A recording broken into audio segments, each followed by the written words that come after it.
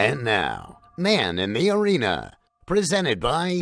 So sometimes you just have years you want to forget.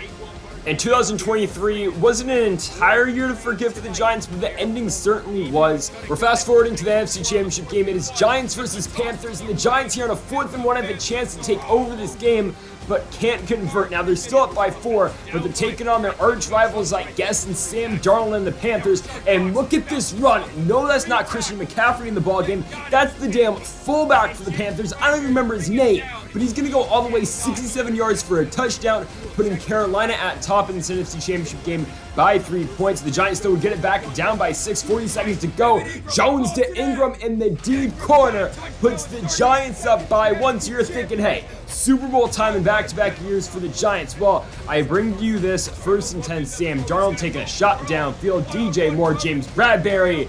The ball is caught by DJ Moore. Panthers burn a timeout, and here comes the kick team to win the game for Carolina. The Panthers go to the Super Bowl because of James Bradbury getting beat one-on-one against DJ Moore. That was 2023. 2024, I don't even want to talk about. The team finished, 9-8, I do believe. I mean, this is what happened. We got into a 4-way tie for 3 spots in the wild card.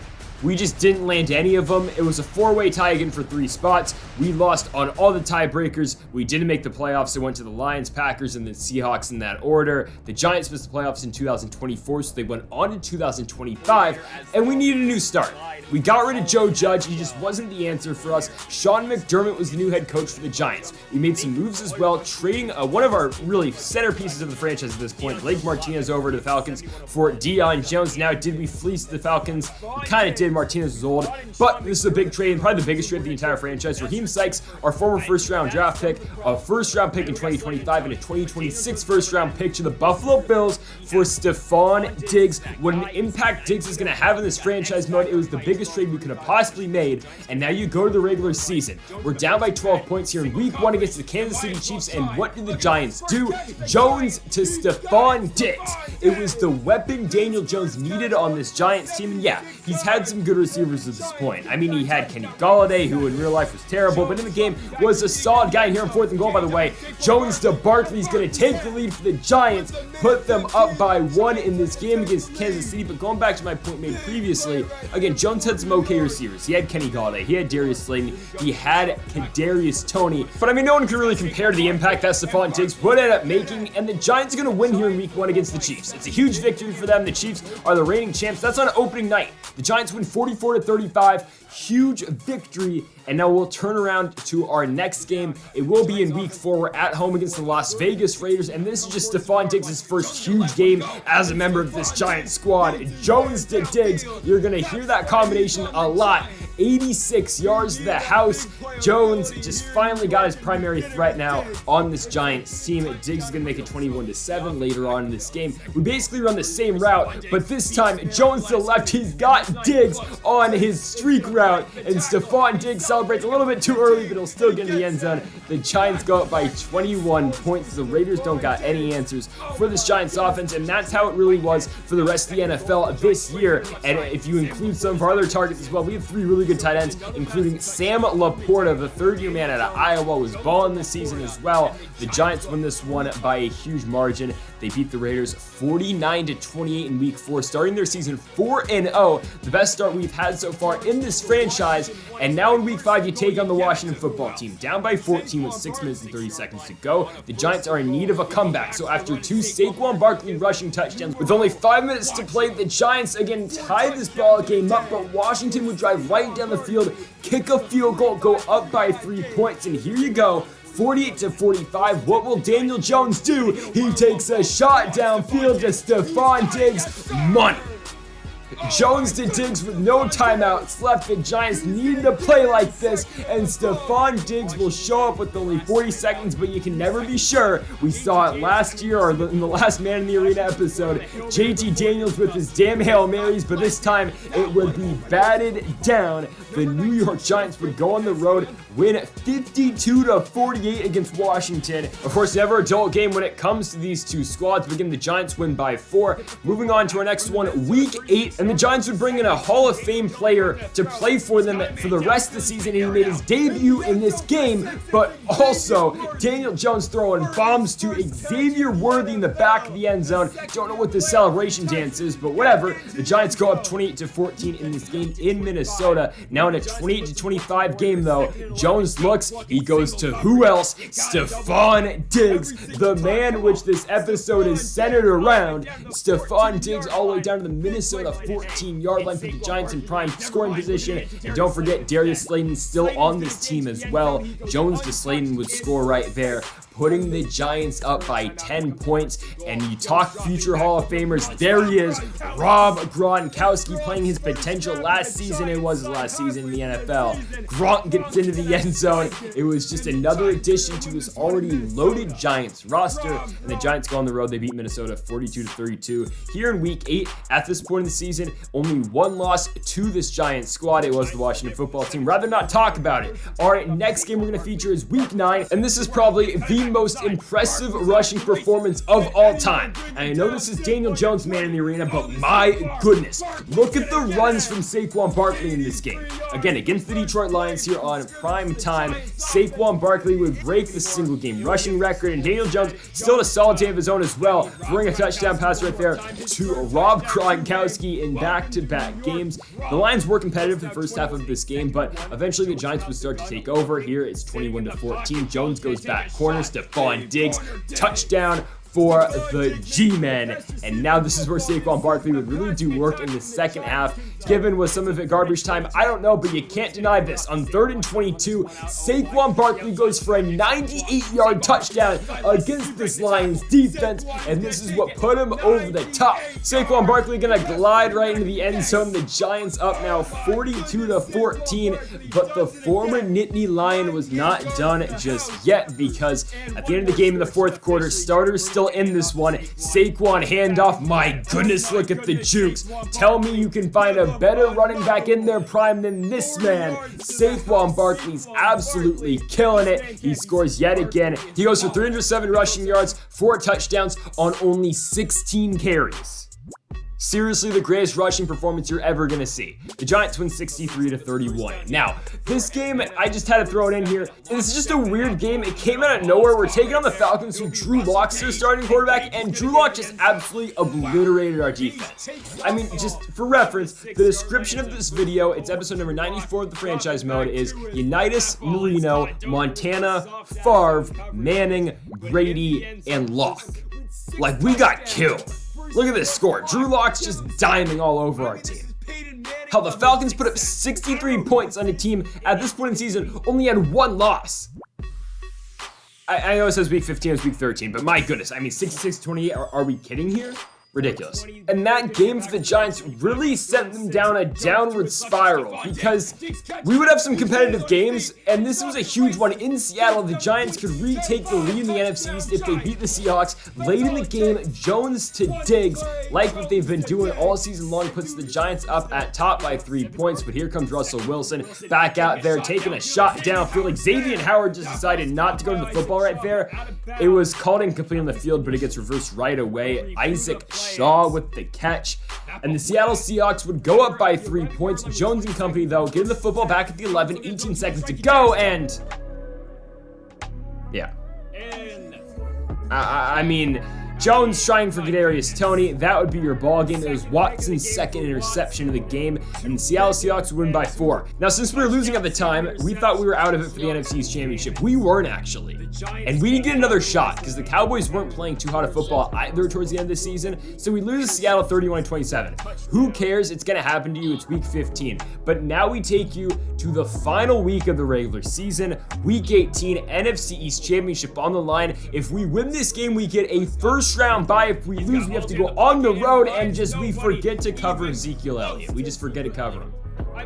And he's gonna do the Dak dance in the end zone and completely crap all over our team. I mean, this game sucks. Look at this. I mean, come on. Ezekiel Elliott takes it 26 yards to the house. The Cowboys go up 42-25. They go on the road to New Jersey and beat the Giants. Final score 42-39. The Giants would make a run at it late, but now we'd have to go to the playoffs on the road. Now, luckily, in the first round of the wild card round, we're taking on the Bears. All right, it's a 4 versus 5. Obviously, we're the better team. Jones throwing dimes to his left to Reggie Roberson, the former receiver at SMU, turned tight end. And the Giants really ran away with this game, for being real. Jones and Diggs on the outside, their first playoff connection right there into the end zone. The Giants would now go up 31-14 in this fourth quarter, and it was no coming back for the Chicago Bears. So it was an easy wild card round for the Giants, winning 38-27. That's cool and all, but you're supposed to win that game. On to the divisional round. We meet the Cowboys once more. We have a tie game at 17. Handoff to Patrick Ricard. It's a fullback dive that goes into the end zone. The Giants up now by 7, 24-17. Later on in this game, though, the Cowboys get the football back on a 3rd and 6. Prescott in the gun. Over the middle, Amari Cooper will find his way in the end zone after an Xavier McKinney missed tackle. So we're all tied up again, now at 24, but here on a 3rd and goal, Daniel Jones to Stephon Diggs. They couldn't guard this dude. I mean, these two could not be stopped. And this would go for many years after this. The Cowboys would be up against a 4th and goal, game on the line. Dak Prescott from the 8-yard lane's got all day to throw. Prescott still looking to his left. And remember the move we made with the Atlanta Falcons in the offseason, acquiring Deion Jones? Well, that guy's gonna go win you a playoff game with an interception for a touchdown, putting the Giants up by 14 points. See ya later, Dallas. Not having any more of that this season. We went 1-1 in the regular season. We beat him in the playoffs. On to the NFC Championship game, where who are we taking on? We're taking on the Carolina Panthers. If you remember from 2 years ago, we had that game in the bag until James Bradberry decided not to guard DJ Moore. But here we go. We're down 14 points early. On a 3rd and goal, Daniel Jones steps up in the pocket, looks to his right. He'll run it in for a touchdown, cutting the lead at 14-7. But games against the Panthers were always tough. No matter how we played them, they were always down to the wire. We're now in the 3rd quarter, down by 14 points. Daniel Jones barely get it off, but he gets it to Saquon Barkley. The Giants now cut the lead to 7, trying to get back into the Super Bowl, where you see at the bottom of the screen, the Chiefs beat the Jaguars in the AFC Championship game. But now down by 10, Jones still staying in this game, and so finds Saquon Barkley. The Giants were really playing from behind throughout this entire game. Like, this entire game, they were playing from behind, but they're still in it with 8 minutes to go. Down by 3, they've worked it down to the goal line, and on a 3rd and goal, Saquon Barkley goes untouched in the end zone. So now you're thinking, we're ahead, but we've seen this before. The Panthers don't do anything on their side of the ball. Barkley gets it back on a 2nd and 3, and now this is when it finally hits. The Giants are going back to the Super Bowl. That long road to this point is finally going to culminate in 2 weeks' time. The Giants are going back to the big game, and now you get Patrick Mahomes, who at this point in time had already won 4 Super Bowls of his own, going for number 5 is Mahomes. And my goodness, what a game we have in store. But the Giants again win this one in the NFC Championship game, 38-27. This is it though, man. This is the game. The turning point in the New York Giants franchise mode. I mean, truly, win or lose. If you win this game, you're a Super Bowl champion. And everything changes from here on out. You're a winning program. You're a winning franchise. If you lose this game, though, you're 0-2. You're back to square one. You got to regroup again in the offseason. And everything changes. So this game's nuts, though. I mean, truly, we called this video the greatest Super Bowl of all time for a reason. Now, James Bradberry is getting burnt like Eli Apple, and, you know, that's a normal thing around here. Like, Bradberry at this point, he was well past his prime, and we knew it. We kept him around out of, pure respect. But our offense couldn't keep up with the Chiefs. They really couldn't. Jones is going to find Reggie Roberson right there. He'll tie the game up at 7. Now, later on in the 2nd quarter, we're down by 4, but Daniel Jones over the top to Stephon Diggs. It's the classic bench route, a play that was, I mean, if we're being honest, that couldn't really be stopped all season long, and really all franchise long. As long as you have an X-Factor receiver on that bench route and you get cover 2, at least in Madden, it's always open. I know in real life, kind of the same too, but really in Madden, like, if you have an X-Factor receiver, it's always going to be open. But, I mean, look at this stuff. I mean, this is happening in this game to us. We're down by 2, but then, yeah, Mahomes is going to pull something out of his bag of tricks, finding Raheem Gary for a strike downfield. Down by 9 of the Giants, but not giving up, because Saquon Barkley's still in this game. He'll run in for a touchdown. The Giants score right there. They'll tackle the 2-point conversion after that, cutting the lead down to 1.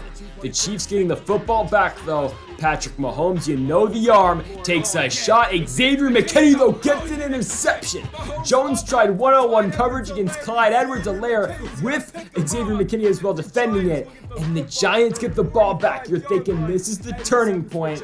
And well, maybe it is. Because starting off the fourth quarter, Daniel Jones will look. He'll go over the middle to his superstar receiver in Kadarius Toney, who just continued to be reliable whenever we needed him if he wasn't dealing with injuries. In big games like this, the drive would eventually stall out, but the Giants would still kick a field goal with the former kicker, of course, for the Chiefs and Harrison Butker. Kansas City, though, would go down the field. They'd kick a field goal of their own, putting them back up at top, 34-33.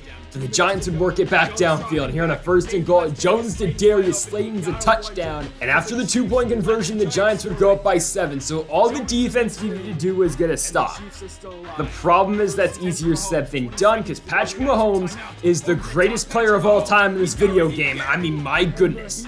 With a minute left, he works the ball downfield. The Chiefs score with 16 seconds to go. And now we're going to overtime, tied at 41. Whoever gets the ball first is going to win the game. There you go. We called heads and we didn't get it. Like, our defense at this point was getting some stops, so maybe it wasn't out the realm of possibilities of us getting the football back, but come on now. Mahomes isn't giving us the football back. Go under Heat Gary, down to the 5-yard line. Just listen to this. Mahomes to Clyde Edwards-Helaire! And that's gonna do it. The Kansas City Chiefs are gonna win this one in overtime. They're gonna win it 47-41. The Chiefs have done it again. And the Giants again are back to square one. They went all in to win this season, and yes, they do have a core for next year, but man, it's gonna be tough. You have one of your best years in franchise history. The Giants go 13-4. They don't even win the division, but they still get to the Super Bowl. But again, it wasn't enough.